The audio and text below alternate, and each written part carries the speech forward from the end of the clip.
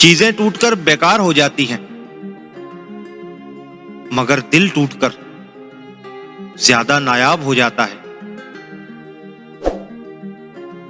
बेनस्ल आदमी की सबसे बड़ी निशानी यह होती है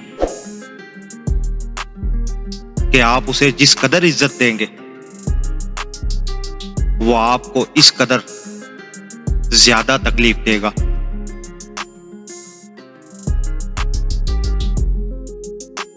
जिंदगी की राह में कभी खुद को बिखरने ना देना, क्योंकि बिखरे हुए मकान की लोग ईंटें भी उठा कर ले जाते हैं।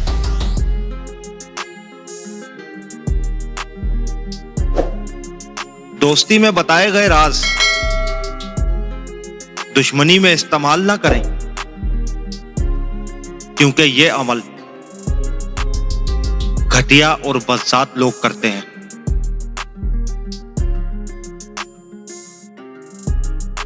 एक तल्ख हकीकत यह भी है कि हम अपनी जिंदगी में खैरख्वाह लोगों को कम और ख्वामाख्वाह लोगों को ज्यादा इज्जत देते हैं।